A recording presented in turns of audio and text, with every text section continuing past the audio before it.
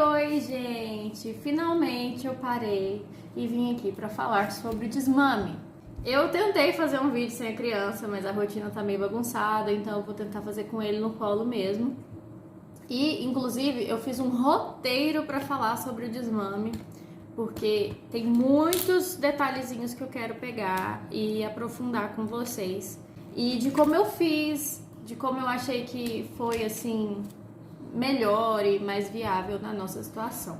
Eu desmamei o Henrique com 1 ano e 7 meses praticamente. Foi uma escolha minha. Só que para eu fazer essa escolha, eu coloquei em pauta muitas coisas. Primeiramente, eu precisava cuidar da minha saúde, precisava tomar alguns remédios, não podia estar amamentando para poder tomar esses remédios e cuidar de mim. Num segundo passo que eu ponderei para resolver desmamar, eu precisava estar confiante de que o Henrique se alimentaria bem. Ele foi uma criança que desde a introdução alimentar ele não se alimentou muito bem, teve várias dificuldades no que diz respeito à alimentação dele. Então, no momento que eu me senti confortável, que eu senti que ele estava se alimentando melhor, eu já encarei como um momento bom para fazer esse desmame. E, assim, esses foram os 2 pontos principais. Você quer falar? É isso mesmo. Eu já estava muito cansada também. Eu não tinha na minha cabeça de desmamar somente após os 2 anos de idade, que o recomendado pela OMS é a criança mamar até os 2 anos de idade, né? E, obviamente, eu não fiz essa escolha sozinha, né? Eu conversei com a pediatra, conversei com o meu médico sobre essa situação, né? Até eu chegar na decisão. Quando eu decidi que seria, de fato, a época boa para desmamar, eu informei todo mundo que está envolvido no processo, né? Porque o desmame é impossível você fazer sozinha. Então, vamos lá. O que eu fiz antes para levar ele a esse desmame? Até então, eu fazia a amamentação a livre demanda. A livre demanda, para quem não sabe, é a criança mama na hora que ela quer. Então, antes mesmo de ser próximo da data do desmame, eu comecei a retirar a amamentação em alguns momentos. Então, ele só mamava para dormir. Ele não mamava durante o dia, ele não mamava livremente. Eu fui retirando gradativamente essa mamada, para não ser uma coisa muito abrupta. Eu queria fazer um desmame gentil, né? E consegui. E quando eu decidi que seria a hora de tirar o mamado à noite, né? O mamado pré-sono, aí eu conversei com o Felipe, a gente estabeleceu datas, né? A gente viu o que estava mais fácil na nossa agenda, literalmente, qual era o final de semana mais propício, por quê? Qual que era o nosso plano? Eu amamentava ele até a última sexta-feira, e na sexta pro sábado e do sábado pro domingo, o Felipe dormiria com ele. Eu conversei com o meu ginecologista, ele me passou um remédio para secar o leite. Eu tomei o remédio na sexta-feira e na sexta-feira o Henrique dormiu com o Felipe, eu dormi em um outro quarto. Mamãe tá falando isso mesmo. Posso falar? Posso? Bom. Mas antes de falar, de fato, de como foi, né, essa nossa organização de final de semana, eu vou falar um pouquinho sobre o que levou a gente até isso, né? Eu pensei muito no passo a passo. O cenário era, ele mamava toda noite para dormir, a gente fazia cama compartilhada na maioria das vezes.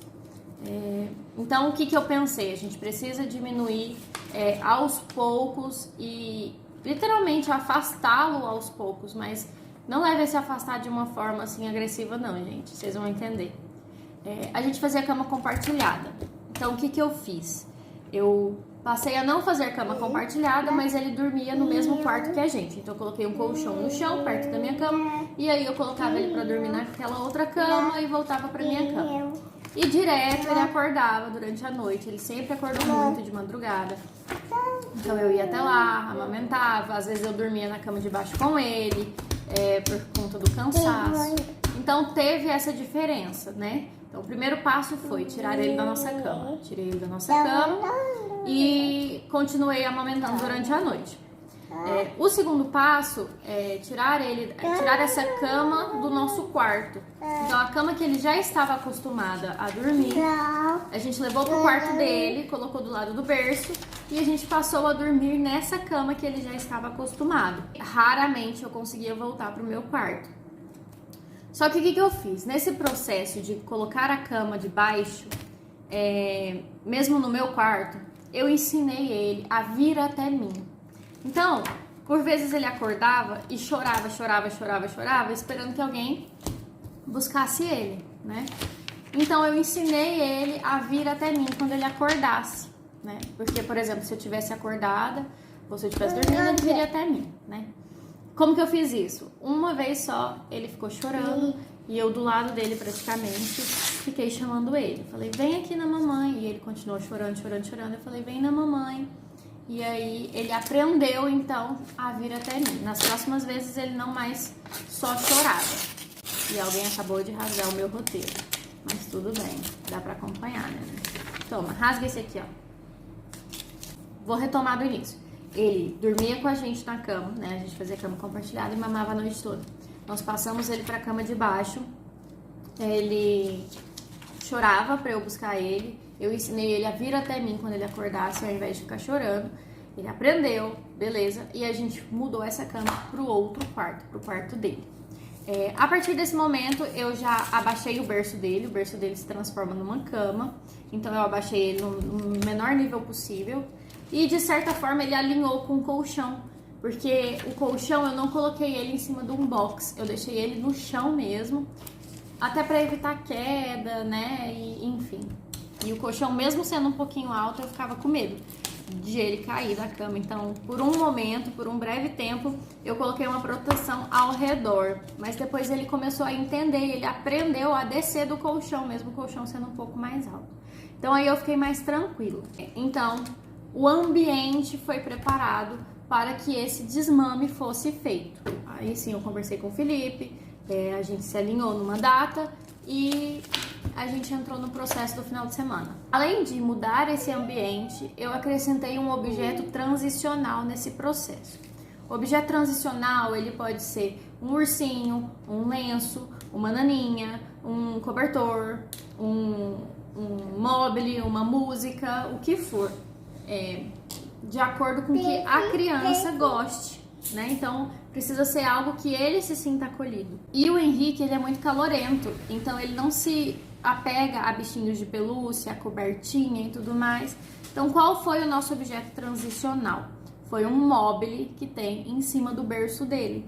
Então, toda vez que ele ia dormir, eu ligava essa música do mobile e lá tem 3 bichinhos, o porco-espinho, a coruja e a raposa. E a gente começou a brincar com eles, conversando sobre eles, eu inventei uma musiquinha deles. Então, toda vez que ele ia dormir, ainda amamentando ele, toda vez que ele ia dormir, eu brincava com eles, eu fazia uma musiquinha, a gente cantava musiquinha,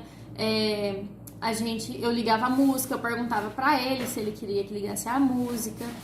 E, enfim, a gente criou esse ambiente. Tendo isso em vista, com todo esse ambiente que já foi organizado para fazer o desmame, de fato, veio a noite do desmame. O Felipe ficou com ele durante o final de semana. Ele dormiu com ele 2 noites seguidas. Ele me chamou, ele chorou, mas eu dei boa noite, falei que ia dormir no outro quarto, fui para o outro quarto e só voltei de manhã. Ele chorou, pediu por mim, mas ele estava amparado pelo pai. Ele estava acolhido, ele não estava sofrendo um abandono, ele estava com leite disponível para ele, com água disponível para ele. Então, ele estava sendo acolhido nesse momento. Foi o que me tranquilizou. E sim, sofri a distância, mas passou. E aí eu fiquei com medo da 3ª noite, após o desmame, ele pedir pelo peito, ele ficar... porque daí eu dormiria com ele, né? Então ele ficar nessa ânsia de querer mamar, porque quando a criança se aproxima da mãe, o peito tá ali muito próximo, então é como se fosse o refúgio, né? Então nós, enquanto mães, nos acostumamos também a oferecer o peito para acalmar. E se ele me pedisse esse peito, eu imaginei que eu ficaria muito incomodada, né, de não poder ofertar. Porém, nesse cenário, nós estávamos com uma mãe com o peito latejando de dor. Eu tomei o remédio para secar ele na sexta-feira. Porém, o meu peito, ele não parou de encher de leite. Esse efeito não é automático. Quando você toma o remédio, ele não seca de uma vez. Então, seu peito continua produzindo leite. O que aconteceu? Meu peito começou a doer muito, né? E eu conversando com o meu médico, ele me indicou de fazer compressas frias durante o dia, compressas quentes à noite, principalmente após o banho, deixar a água quente, né, cair e retirar um pouco desse leite. Eu fiz isso nos primeiros dias, mas um seio estava produzindo mais que o outro. E como eu estava tirando mais dele, porque ele produzia mais, obviamente, eu pensei que essa retirada de leite ajudasse nessa produção contínua, porque o direito praticamente parou de produzir e o esquerdo continuava. Então eu achei que retirar esse leite estava prejudicando também, sabe? Estava adiando o processo. O que eu fiz então? Parei de tirar de uma noite para outra e piorou o peito, obviamente. Então eu desmamei no dia 10. No dia 15 de junho eu fui até o médico. Aí eu fui num plantonista. Eu ainda estava sendo acompanhada pelo meu ginecologista pelo WhatsApp, mas eu preferi ir até o médico para ver se eu poderia tomar alguma injeção, para ver o que outro médico diria, né? Não que eu não confiasse no meu médico, que eu super confio nele, mas para ter uma segunda opinião, né? Enfim. E aí o médico falou que desconhece remédio para secar o leite, assim, tomado na veia, e que pelo meu nível de dor e tudo mais, seria interessante eu tomar um anti-inflamatório. E aí eu comecei a tomar um anti-inflamatório e melhorou. Pra quem acredita em mandinga, em superstição, uma amiga minha falou pra eu jogar o meu leite em cima do telhado de casa. E que assim que eu jogasse, ia secar. E como eu já tava tirando leite, eu já falei, gente, não sei se funciona, se não funciona, eu vou pegar esse leite e vou jogar todo em cima do telhado. E é isso aí, joguei em cima do telhado. Não sei se por isso, não sei se por todo o processo, não sei o que aconteceu, não sei se foram os deuses me ajudando. Meu leite secou no outro dia e eu gradativamente fui diminuindo a dor. Então, doeu muito, fisicamente falando, doeu muito, porque o peito fica muito pesado. E daí, outra coisa que ele me recomendou é dormir com sutiã, né, coisa que eu não fazia. E aí o sutiã ficou imprescindível, ficou assim, o sutiã virou meu melhor amigo, porque eu não podia tirar ele, porque o peito doía muito, muito pesado, muito cheio, né? E foi isso. Aí a gente parte pro pós-desmame, né? O que aconteceu depois do desmame. No dia que eu, nos dias antecedentes ao dia marcado na agenda pro desmame, eu conversei com esse pequenininho. Falei, olha, o TT tá acabando, ele chama de TT, né? Chamava. Falava, olha, o TT tá acabando, não vai ter mais TT, né? Conversamos, não é verdade? A gente conversou. E expliquei pra ele. No último dia no último dia de amamentação, né? Eu falei pra ele, olha, é a última vez, depois não vai ter mais, depois vai acabar.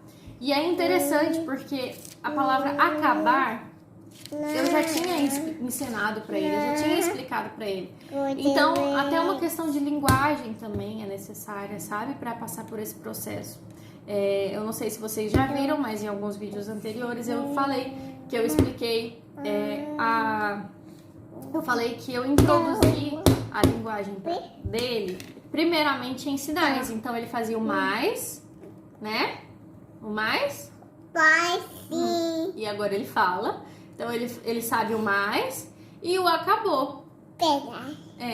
O acabou. Então, é todo um processo.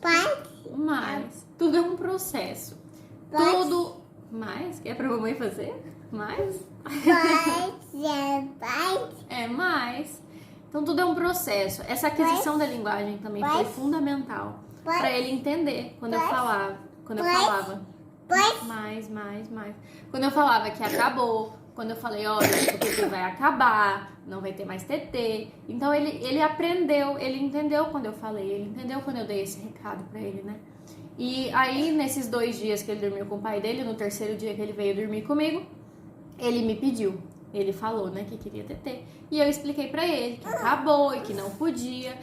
Essa primeira noite foi muito difícil pra mim, por conta da dor. Como tava muito inchado, muito cheio e duro assim, né, na parte de cima, toda vez que ele encostava, toda vez que ele se aconchegava em mim, doía muito. E, obviamente, né, ele me deu algumas cabeçadas sem querer, doeu muito mais ainda, então vai mexendo um pouco na nossa paciência, né, de lidar com isso. Mas, sucesso, gente, deu tudo certo. Só essas 2 noites, essas 3 primeiras noites que foram muito difíceis e desgastantes pra todo mundo, né? E daí depois disso, uma coisa mágica aconteceu, que já me falavam que aconteceria, mas que eu não imaginei que ia acontecer de uma forma tão rápida. A alimentação dele melhorou muito, né, o papá? Você gosta de papá agora? Ele gosta de comer agora. Antes, ele muitas vezes substituía as alimentações. Ele quer pegar a câmera. Meu amor, aqui não pode, tá bom? Olha, vamos pegar esse aqui. Olha aqui o total que tem. Ó. 1, 2, 3, 4, 5 caixas. 5. Vamos brincar, né? A alimentação dele melhorou muito. Ele substituiu tudo que ele gostava de mamar, substituiu por comida, graças a Deus. Porque assim, me preocupava, né? Quando eu fiz o desmame dele, ele já estava se alimentando melhor do que ele se alimentava antes. Mas com o desmame, ele começou a pedir por comida, coisa que ele não fazia antes. Então eu me senti muito mais confortável, sabe? Depois desse desmame. Porque ele viu e ele entendeu que uma coisa substituía a outra. E que na hora de dormir ele tinha outras formas de apego, né? E de afago, e enfim. Então eu fiquei muito tranquila, sabe? Eu ficava com muito receio. A Camila pré-desmame era uma Camila muito receosa, muito medrosa, com o imprevisto, né? Com o que a gente ainda não viveu. Então, o que é natural. Mas depois de passar pelo processo, eu resolvi vir aqui dar o meu relato pra vocês. Porque algumas pessoas me pediram, algumas mães me acompanham, umas ainda amamentam, outras querem amamentar para depois dos 2 anos. E tudo bem, eu acho que o desmame, ele é da mãe e da criança, de mais ninguém, né? Então, se a mãe nem consegue amamentar depois do nascer do filho, faz parte da vivência deles. Ninguém mais tem opinião sobre isso. As mães, elas precisam ser informadas do que é o indicado, do que é o melhor, das consequências disso. E a partir daí, elas fazem a decisão delas, e a decisão delas deve ser respeitada. Porque o desmame envolve o corpo de uma mulher. E por mais que isso pareça estranho, a amamentação, ela é invasiva, né? Você tem que se disponibilizar por uma criança 24 horas por dia. Você tem que ficar presa no momento da amamentação sem poder fazer outras atividades, né? Então, é complicado. É prazeroso? É muito prazeroso. Amamentar é muito prazeroso. Principalmente quando a criança adoece. Porque quando a criança adoece, a quantidade de amamentação, né, a quantidade que ela mama é muito maior. E a gente sabe que como ela está amamentando, ela está segura, né? Ela está bem nutrida, ela está amparada. E geralmente quando a criança adoece, ela para de comer ou diminui drasticamente a quantidade de comida. Desde que ele desmamou, ele ainda não adoeceu. Então eu não sei como vai ser essas cenas dos próximos capítulos, mas eu posso vir trazer um relato, se vocês quiserem, de como foi que eu lidei, porque até então a gente lidava como? Com mamar. E aí agora a gente tem que reaprender novas formas, né? Novas formas de acolher, novas formas de sustentar, né, essa criança em vários sentidos da palavra.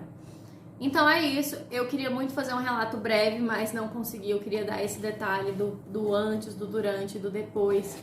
Eu sei que eu deixei muitas coisas de serem ditas aqui, eu queria falar muito mais, mas, né, vocês entendem, né, como que é o processo quando você tá com a criança, sua cabeça fica meio, né, bagunçadinha. Mas se eu esquecer de alguma coisa, eu venho depois, futuramente, complementar, nem que seja por escrito. Vou fazer parte desse vídeo escrito para deixar mais claro a esquematização de como foi feito, e porque pode ter ficado um pouco confuso para vocês. Mas eu acho que deu tudo certo. Compartilhe esse vídeo com as mamães que vocês conhecem. Mesmo se elas não tiverem nem ganhado o neném ainda, se for uma mãe grávida, compartilha com ela. Faz parte do processo do conhecimento da mãe. Buscar informação sobre diversas fases da vida de uma criança, e inclusive de fases da gestação, de como é o corpo dela, como o corpo dela reage. Obviamente, cada caso é um caso. Obviamente, não tem como você se comparar a outras pessoas. Cada uma vai passar por um processo de uma forma única. Cada dor é única, cada prazer é único. Mas eu gosto muito de ouvir relatos de pessoas, me conforta, me ampara, me traz conhecimento. Então, mediante a isso, eu vim trazer a minha experiência para vocês, né? Imaginando que isso possa ajudar de alguma forma, né? Eu vou tentar aproveitar que ele tá intertido aqui e já editar esse vídeo e lançar pra vocês, tá bom? Qualquer dúvida, deixa seu comentário aqui embaixo que eu vou responder assim que possível.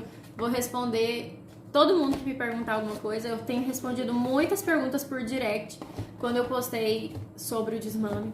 E tem gente esperando esse vídeo, então já vou lançar logo, tá bom? Muito obrigada por nos acompanhar, tá? Foi um prazer compartilhar esse momento com vocês. E agora vamos ver o que tá por vir, né, minha gente? Que maternidade é isso. Vários desafios sem fim. Tchau. Fala tchau. Tchau.